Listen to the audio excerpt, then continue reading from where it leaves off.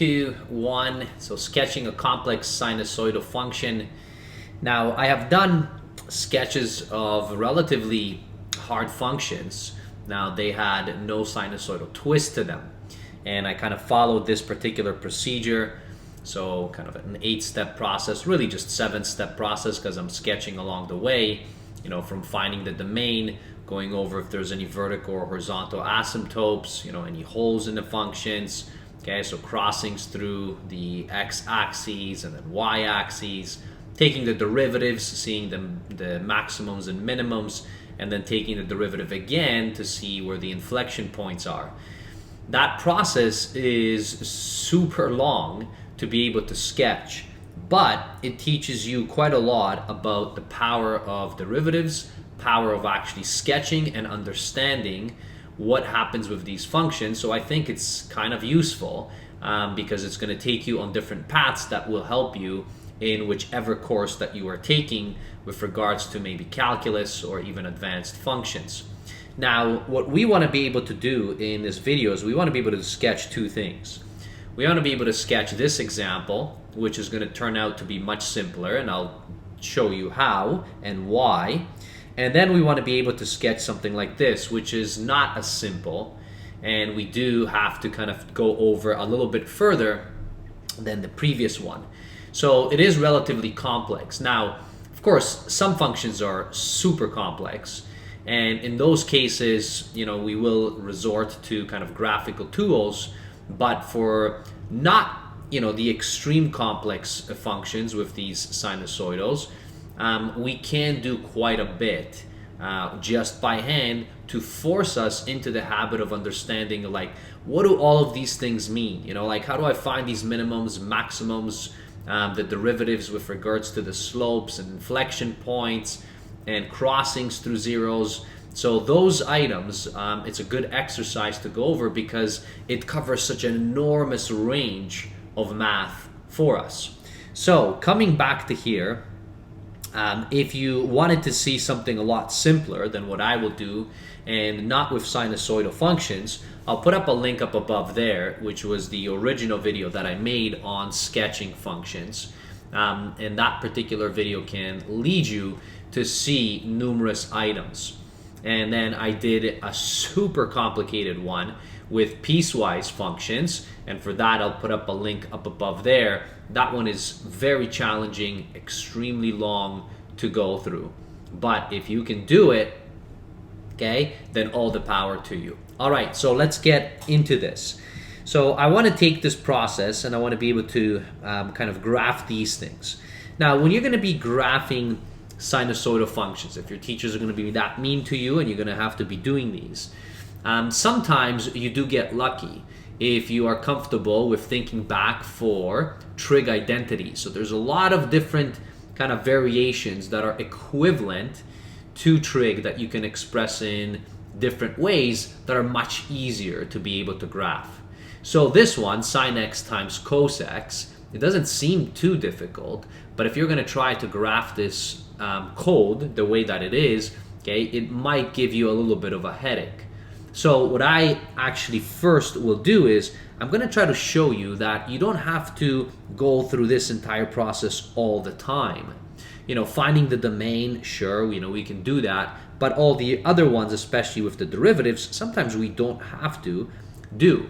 So I'll bring your attention to this example, and this is going to be one of the trig identities that I'm going to use here. Now, the domain for this, because it's not restricted, so now x, we, you know, have to kind of assume, so what are we working with? Are we working with degrees, right, for our input, or are we working with radians? So that is something that you have to decide. So let's say, you know, for this particular example, let's work with radians. And then for the next example, I'll work with degrees. And not that they're any different, but obviously, okay, working with radians and degrees does have a little bit of a twist for us. So let's assume that it is radians. And if you look at this, both sine and cos, just because it's a product, it doesn't do anything for me. So I know that my domain is actually going to be the entire real set of numbers. That's it. There isn't any restrictions that I have on sine and x. They're relatively well behaved. Now, if you can't see that right off the bat, I would want you to see that this right here can be rewritten in this way. And I'm using an actual identity that I'm going to change this with. So I'm going to put this 1/2 times 2, which really is just 1, right? So it doesn't change anything for us. And then I'm going to put sine x multiplied by cos x. Now, why am I doing this? Because 2 sine x cos x is nothing else but just a double angle. So what this is right here, this is just simply equal to sine 2x. That's all, right? And that is a trig identity that we have. And this kind of comes out from compound angles in general. I'll put up a link up above there to compound angles. So they're kind of useful.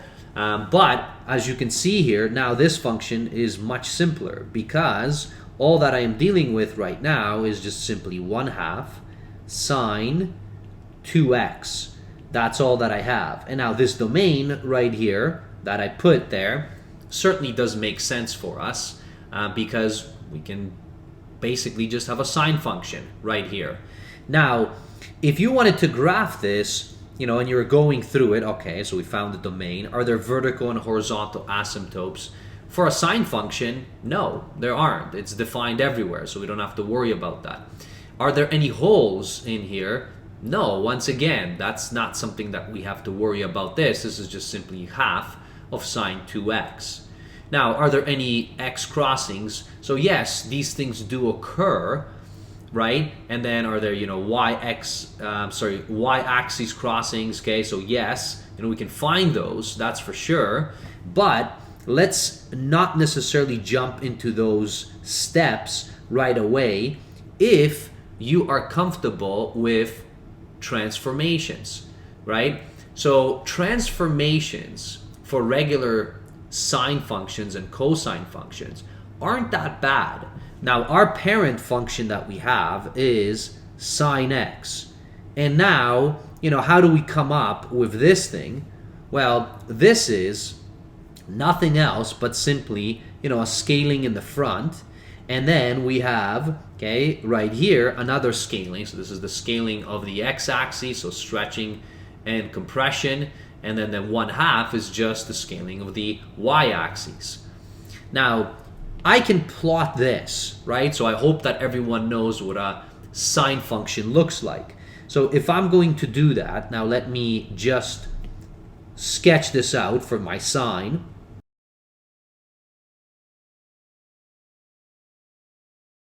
Here is my sine x function.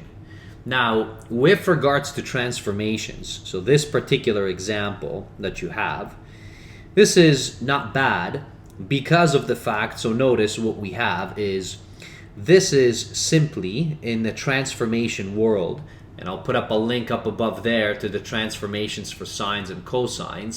Okay, so if you forget, so we have, if you recall, a, right, your parent function, which is now going to be, I use a d, okay, this is going to be x minus an h, and then this is going to be plus a k.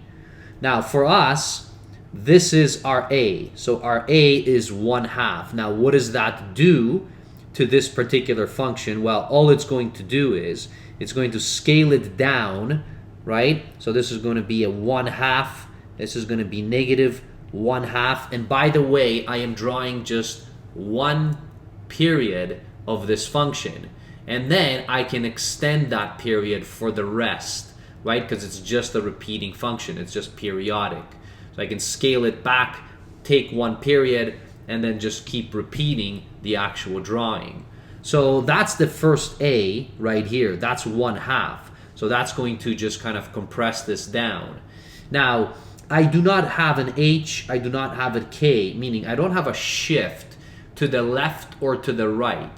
All I have is a d, which is just, okay, a stretch or a compression with regards to the period of the function. So this right here.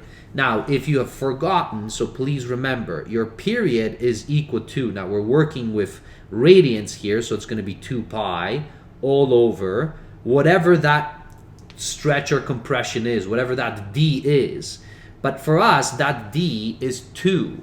So what does that mean for us is that 2 pi over 2 is going to be equal to pi. So it's going to take this and then compress it down, right? So that the entire period is pi instead of 2 pi. So how does this look like? Well, this isn't bad at all. So we're going to have our peak, okay, that we have in here. So everything is going to get halved within. So this is going to look like this. So it's going to go over, okay, it's going to touch within here. It's going to come back right here. Then it's going to, again, so somewhere, so this is in the middle, right there. It's going to continue on, touch right here, and then it's going to come back over here. And that is now one period of the function 1/2 sine 2x. And now you can repeat this, right? So now you can take it, and then of course this is going to now continue on and just keep repeating. So it's going to go over here, it's going to come back, right? So these are just repetitions of the same one, and you can do that on the negative side for us, and that is it. So this sketch, when you are doing your sinusoidal, kind of a little bit more complex functions, watch out if you can actually use some trig identities to help you, so that you can come back to just a regular transformation of just some sine, some cosine, maybe tangent or something else. And that one is much easier to sketch, as long, of course, as you are comfortable with transformations. So that is one example. Now, this example, okay, that's all that we would have to do. And then within here, of course, you know, we have our local maximums, local minimums. In this case, we have multiple maximums. These are actually also absolute. These are your minimums right here. You would have had inflection points, okay, as you would be going through this. So it's changing from concave up, concave down, and so on. So these would have been happening all the way all over here. So you would see that if you wanted to take the derivatives of this and work it out. But it's unnecessary because we kind of know how a sine function looks like, and I just used transformations. That's one example. Now here, this example, it's going to take us a little bit more time. So kind of buckle up and let's see if we can try to do this. And now instead of finding kind of trig identities, you know, working with those out, okay, this one is not as pretty. So we're going to see if we can work through this example to see and work it out in its entirety. Okay, first of all, so number one, we want to find the domain, right? So if we go back in here, so we want to be able to find what the domain is. For sines and cosines, right? So for this function right here, just because you're squaring it, you're just squaring a regular sine function. So it's defined everywhere. So that's not a problem. Over here, you have just a simple cosine function. So it's a product of two functions, a sine and a cos. And it is 2x for us. But that's not a problem. Cos 2x, again, is defined everywhere. So if we had to sketch these on their own, that wouldn't be really that huge of a deal. But it's a product between them, so we might have to work out something and see what happens there. Now, I'm going to assume that for this particular case, okay, we are working with degrees. So I worked with the actual radians on the other example. So here we're going to work with degrees, and then we're going to see what this gives us, you know, what the period is, how the repetition happens. More or less, we want to try to sketch this as best as we can. So we're saying that x is basically any real number or any degrees that we take. So there's no restrictions there. Okay, now, are there any horizontal asymptotes? There aren't, not for a sine or a cosine. Are there any holds in here? No, we don't even have any denominators, okay, to cancel out. So we have no holds at all. So that's not a problem. Now, the zero crossings, we certainly can talk about and think about. Okay, so within here, if you're going to be talking about the zero crossings, you are unknowingly, okay, forced to solve this function, okay, and for zero crossings, you need to set it equal to 0. And now, okay, how do you do that? Well, okay, the way that you approach this is you do them one at a time. So you take your sine squared function and then you ask yourself, okay, when is this equal to 0? That is the first question. Now, from here, that's actually not bad. So this is just simply sine squared x. So really what you're asking is, where is sine x equal to 0? Well, sine x is equal to 0 at 0 degrees, right? It is equal to 0 at 180 degrees, and any repetitions of those. So, you know, you can continue on here, or you can write just a general statement for this. So this is going to be 0, okay, for x really is equal to, okay, this is going to be 180 times n, okay, and I'm going to let n be any integer. Now, integer you can write with a z or with an I, doesn't matter. But if you plug in any integer, really it's going to be just multiples of these 180. So in the positive side and in the negative side. So, you know, we have these zeros happening for that. Now, for the other one, where else is this function 0? Well, it's 0 wherever cos x is 0. So within this, okay, so as you have your cos, okay, 2x is equal to 0. As you set this, well, think about where is cos equal to 0. Well, cos is equal to 0. Now our argument is 2x in here, so be careful there. So we have 2x. So we know that 2x, okay, is going to be equal to 0 at which point? Well, at 90 degrees, right? So it's going to be equal 0 at 90 degrees. Okay, it's going to be equal to 0 at 270 degrees, and any multiples of those as well. So really what you're doing is, you know, you're going to be shifting off, so, you know, from 90, okay, and then, you know, plus 180, plus another 180, or minus 180. So this one is not bad. So this is going to be 2x, okay, is going to be 0 at 90 plus or minus 180. So I can also do the same thing, and I can set n to be an integer. Now, this is something you have not done, and I doubt that your teachers are going to be asking you to find these crossings of zeros, but okay, it forces you to think about your function. Where is it 0? And now you have to start thinking about, you know, the unit circle, right? Where is those things 0? And it kind of flashes back. So notice that this is taking you back and forcing you to grind through how well do you understand these sines and cosines, which I think are crucial. Now, the only thing is that I haven't mentioned here, okay, what we have to be careful is that this is 2x, right? So this is, you know, 2x. It's not just x. So that 2, okay, if you really want, because what we're saying is this is 2x is 90 plus 180. Well, if you divide by 2, right, so you're going to be dividing both sides by 2 here. So this is going to be, you know, 90, okay, then divided by 2 is going to be 45. So this is going to happen at 45 degrees, right? Okay, it's going to happen at now, so all the multiples, okay, of that particular 45, so this is going to be really 45 plus, okay, let me just remove this comma, so plus 90n in here.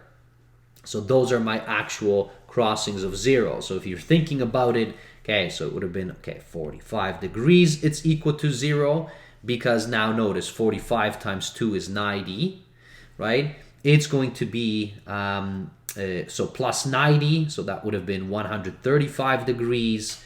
So 135 degrees again, so times 2, okay, so that would have been, you know, 270. So that's exactly what we wanted, okay, and then so on and so on. So you can capture it in this way, as well. So now we have all our zeros. So that's great, okay? So let me just, kind of plot this out in here.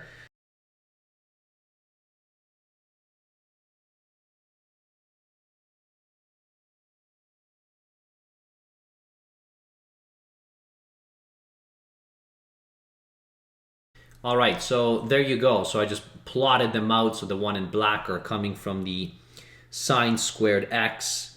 So the 0, 180, 360. Now, of course, they're going both in directions, left and right, but we just want to capture one period. And then after we have one period, then we can kind of repeat. So we'll see what that one period will be, shortly, I'm sure. Now, the blue ones are coming from the cos 2x, so that's the 45, 135, the 225, and so on. So those are the crossings. So I know that, they're crossing there. Now, within here, once you do this, so if you remember, okay, as you're going to be plotting it in, you can now find out, okay, so what's going to be happening on these ranges in between.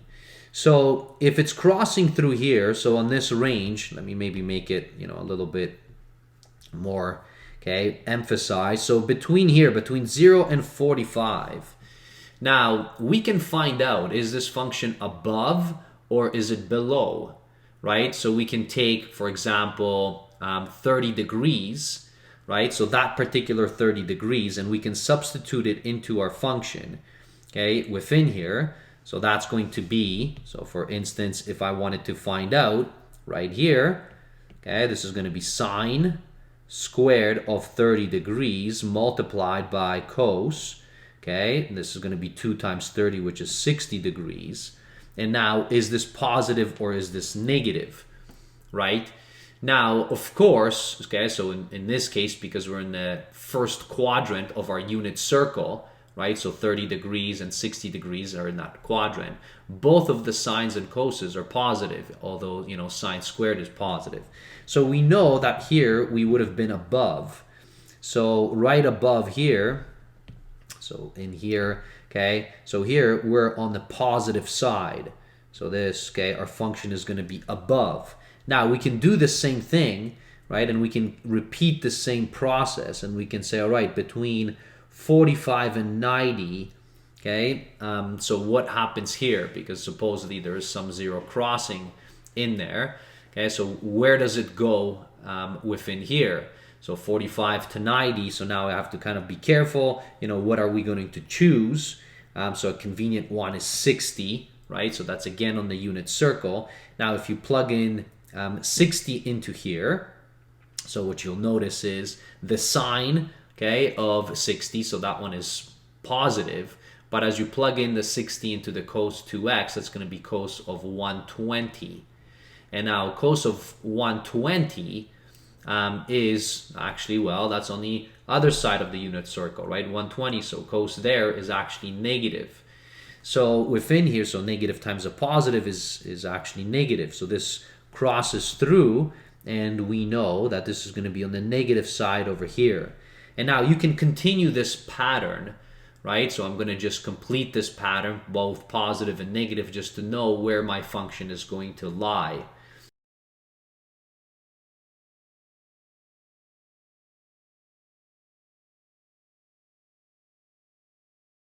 All right, so I just mapped it out. So it looks like it's probably going to be, so the period looks like it's 180, and then it's starting to kind of repeat.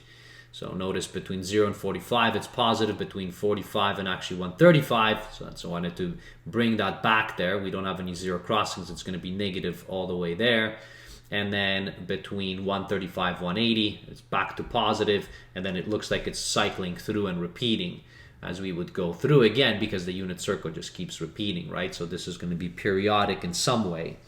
So now we have all our zero crossings. Now we also know where the function is positive or negative. Now we still don't exactly know how it looks like. It might look a little bit different. It's not necessarily that it's, a nice kind of sine oscillating back and forth. It could have some, funny stuff happening.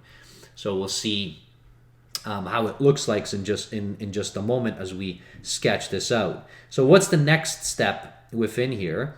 So as you're going through, so we have done, again, so no vertical asymptotes, no holes. Okay, now we have our zero crossings. We did our test. So create a test where the function is positive or negative. We just did that. Now our y axis crossing, well, there's only one. We actually just found it, right? So that's exactly at 0. So that one is pretty good, so we have done this one. So we don't need to worry about it. Now, critical points. So within here, so are we going to be running into some critical points where the derivative is 0 or doesn't exist? The derivative exists actually everywhere. The function is nicely defined because we have just multiplication of a sine and a cos. So that's not a problem. We're not running into any, cusps or anything like that. But we can see where the derivative is equal to 0. And then find out, because that's going to tell us our maximums and minimums, okay, throughout here. So this is not going to be fun as you're going through this. So let me copy this down. Okay, we have to take now the derivative, and then we're going to have to trace it back. So taking the derivative of this is going to be, or is going to give us, okay, so the following. So if I take the derivative of all of this with respect to dx, okay, what am I going to get? So it's a product rule that I'm going to apply. Okay, so let's try it. So this is going to be 2 sine x multiplied by, okay, so I'm chain rule because of the squared sine, so this is going to be cos x. All right, so that's the derivative of sine squared x. Now it's multiplying by, this is going to be cos 2x, and then the product rule, that means I'm going to be adding. Now this is going to be sine squared x multiplied by, okay, now the derivative of cos 2x. So derivative of cos is negative sine. So negative sine, so I'm going to just shift this back. So negative sine 2x, and it's going to be times 2. All right, so this whole thing times 2. So I'm going to bring that 2 in there. So that is my derivative. Now, trying to set this equal to 0, right, and finding the max and mins would have been a pain. So let's try to see if this is going to fall apart in some way for us, so that we're going to get something a little bit better looking. So I'm just kind of peeking in here. Okay, well, I have a 2, right? I have a 2 that I can take out. I guess I have a sine in both. Oh, okay, never mind. So notice 2 sine x cos x. So this is nothing else but simply sine 2x. Again, trig identity, right? So being able to spot that in. Now, I don't know if that's going to help me, but it certainly is much nicer. So this is going to be cos 2x minus. It does help me, actually, because I have now sine. This is 2x. This is times sine 2x here. So now I can take out, so I can factor out this from both. So that's going to be much nicer. So it's going to give me sine 2x. And then I have cos 2x minus 2 sine squared x. Well, okay, this derivative, I mean, this is nice to work with, the sine 2x, if I was trying to find zeros of that. But this, the bracket is not so nice. So again, I'm going to, because I have sine squared here, I'm going to take the cos 2x and use, again, trig identity. So compound angles. Okay, so this is a double angle for the cos. So this is going to be, because I have sine squared x, this is the same thing as 1 minus 2 sine squared x. And that is coming from, again, just double angle, trig identity, and compound angles. I pointed out a link in the beginning. Okay, so if you wanted to look at those compound angles, or you can just put, you can search my channel on that. Okay, you'll find it. So now what I have is this, and this is definitely way nicer to work with. But you're noticing that, you know, this is not an easy type of question to try to find these things. So I have this, and of course I'm going to be carrying this all the way down. So that's my derivative. Now this I can work with. So if this is my derivative now, if I'm trying to find my critical point, so if I set this equal to 0, that is very doable, because I have when is sine 2x equal to 0. So that's not bad, right? So sine 2x, okay, so again, you're thinking of, when is sine equal to 0, okay, and then you're going to be dividing it by 2, because that argument is 2x. So, well, sine is equal to 0 at 0, at 180, right? And then any multiples of that. So 0, 180, 360, or negative 180, negative 360, and so on. And now if you divide that by 2, okay, so if you're going to be dividing it by 2, so all of those, 0, 180, 360, okay, etc., both positive and negative, so positive and negative, because of this 2 inside, so you divide it by 2, and that's going to give you 0, plus, minus, okay, now it's going to be 90, plus, minus, okay, this is going to be 180, okay, and so on. So now that is going to tell us, okay, when this derivative is equal to 0 from right here. Okay, so that's this. Now I can put that onto my plot already. Now let me use, because I believe I used blue there as well, so let me use green. Okay, so I'm going to start using green to designate, so this is going to be this whole thing. So let me change this style and put it in green so that you can map it in here. So we're saying at 0, all right, okay, so let's take a look in here. So what do we have there? So critical points at 0. So that's interesting. So that means at this particular 0, so we'll have it. How should I do that in here? Because we already have a crossing. So now that means this can't be a crossing, right? Because that means it touches at 0 and then it takes off. And now notice it's positive, so it's going to go in the positive direction. So this is good, because now we kind of know how this looks like. So we have one at 0, so I'm going to put this in here. I'm going to put it there in the middle. I know that you can barely see that. And then it's at 90. All right, so we have something happening at 90. Maybe what I'll do is I'll just circle it like this, so it doesn't look like a crossing. Okay, so that's that. Well, that's not what I want, so I'll just leave it. Okay, so we have, so it touches over here. It means there's slope is equal to 0 at that point. Slope is equal to 0 at 90, and now it's going to be equal at 0 at 180, so right here. And then any of those multiples, right, that we have. So 180, then 270, so it's going to be right here. Okay, and I guess it just keeps repeating, right? And then 360. So that is coming from that sine 2x. Okay, excellent. Now that's that. Now from this right here, when is this equal to 0? So copy, paste, and I am going to, again, so I'll just keep it, okay, I'll keep it green. Let's change the style, but I'll put it in kind of dark green. Okay, so hopefully you can see that. Now, if I set this equal to 0, when is that going to happen? Well, this is just a little bit of massaging. So this is sine squared x. You bring the 1 on over the other side. It's going to be negative. The two negatives will cancel. So this is going to be 1 over 4. And now, taking the square root of both sides. So it's going to be sine x is equal to, well, the square root of that is 1 over 2.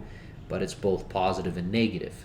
So now the question is, when is sine x equal to 1 over 2, right? So if you go back to your unit circle, so here's your unit circle right here. So I like to do this, I like super visual. So if I go back to the unit circle, shift it so that it kind of looks in the middle. So unit circle. Well, 1/2, okay, sine, so that was at 30 degrees, right? Somewhere over 30 degrees. It was over here, and it's both positive and negative. So it's going to be, okay, on all of these. So that means at 30 degrees, 180 minus, so that's going to be at 150 degrees. 180 plus 30 is 210 degrees. And then, so this one is going to be 330 degrees. And any multiples of those. So any multiples of those, right? So you can just, you can basically, you can say 30 and then plus minus 180n, because that's going to just hit all the 30, 210, and it's going to just keep repeating. And then you can say 150 again plus 180 or minus 180, and it's going to keep repeating because it just keeps circling around. Now, so for that, so 30, 150, and then it repeats. So 30, so that's going to be right here. So that's a very weird one. So 30. We said 150. So that's going to be right here. And then I guess it just keeps repeating, right? So it's going to be 210. So that's right here. Okay, that we have. And then it's going to be right here. Now, these spots are telling me that my derivative is equal to 0 here. All right? So now if my derivative is equal to 0, now I have my crossings, or basically where the function touches the x-axis, which is what we have just found at 0 and 180, for example. And it looks like it basically is, repeating on the right-hand side. So the period, I can kind of already tell it's 180 degrees. That maybe shouldn't be too shocking, because our original function was sine squared x times cos 2x, and because of the 2x, the period of that function is actually 180 if it was on its own. So that's pretty good. And now we know that the functions are positive. So we can actually substitute these values in and find out what happens. So at 30, what is it? And we know that it's positive, and then it starts to turn negative. So I can already tell that within this range right here, so this yellow range. So if this is going to be positive, so that's going to be a maximum there of some kind that I'm going to see there.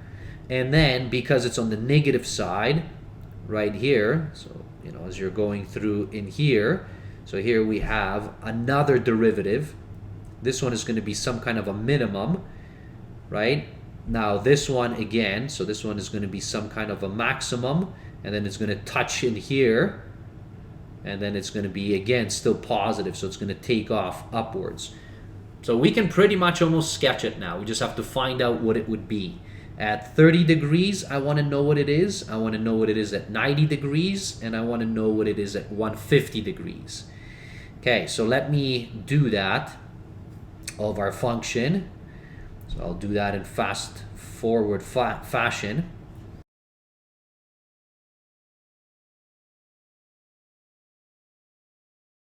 Here are your answers. So these are the actual values at 30, 90, and 150. So it's 1/8, -1, and then 1/8. So let's plot it out. So -1, let's make 1, 2, 3, 4. All right, let's make this -1. 1, 2, 3, 4. Let's make this 1. So that means at 30, it was 1/8 of that. So it's going to be very, it's going to be basically somewhere. So our function, let me put it in, what color should I use? Pink. Okay, so it's going to be somewhere over here. Okay, so that's what we have there. Then it crosses through at 90. It is right here. So that's what we have there. And then over here, so I'm going to just erase this. Sorry about that. Okay, so this is right here. You know, so those are, you know, so now it's as it's positive. Now we can actually check. We can take the derivative again to find if it's concave up, concave down. But we can see that it's positive, and then it's going to be turning negative. So it looks like, you know, this function, the way that it is, okay, it's going to be looking like this. It's going to be taking off, touching here, coming back, right? So it's going to go all the way here. So it's going to come back in this way. Okay, then it's going to cross through here, touch back in here, okay, and touch in, and then repeat. So it's going to be repeating in here. So it's touching back again. So over here, so it's going to be touching back in here. It's going to go all the way down. Now in here, it's going to be -1. Okay, so it's going to touch back in here. It's going to go through here. So cross through, touch back in here. So right there. So come back again. Okay, and just keep repeating. So it almost looks like it's like a tooth, right? So it's like a tooth there in the middle, okay, that you have. And then, so that's your function. So now, you know, yes, you can take another derivative just to make sure that these are maximums and minimums right here. And then, you know, your inflection points, if you wanted to, you can find them. But up to this point, you know, this particular sketch I'm super happy with. It tells me how this looks like. And notice that it's not an easy function, but you have to get some intuition behind on what is happening, okay, within here. Now it will repeat on the negative side as well. So for this. Now, if you wanted to, it's not terrible, right? I mean, this is right here. Okay, so that is our derivative that we can take. So let me copy this. Bring it down here. So that's the first derivative. So now if you want to take the second derivative for that concavity and finding where it's concave up, concave down, and so on, you can do that. And this particular function is not going to be bad. And then you can just substitute, you know, at 0 degrees, at 30 degrees, you know, at 90 degrees, at 150, to check it. But because I know that the function is both positive and negative, I check those, then this I am very confident with. All right? So now, as I'm going through these steps, okay, we just did our tests. Okay, so we can certainly do this test in here. So create a test point, you know, for both positive and negative. So that we can certainly do. And then if we would do that test point, so if we took all of those points, as I did, we can just kind of make sure that the slope is positive between 0 and 30, and then it's negative between 30 and all the way up to 90. And if you did that, okay, we can actually just test it out, then that would tell us also, you know, if we have that maximum and minimums there as we're going through. So let me just do, you know, one little test. All right, so to check those derivatives at 15, now it's going to be a little bit of a pain because I have to substitute it into my derivative. So into here, and I just copied it down over here. So at 15 degrees, okay, you know, so what is this? So sine 2 times 15 is sine of 30, so that's positive. We're just wanting if it's positive or negative. We don't want to know what the value is. And then here we're going to get 1 minus 4 and then 15 degrees squared. All right, so now I have to know this. Well, it's actually going to be 4 times that. So let's see. So this is going to be sine of 15. And then we want to square this. So answer squared, because it's sine squared.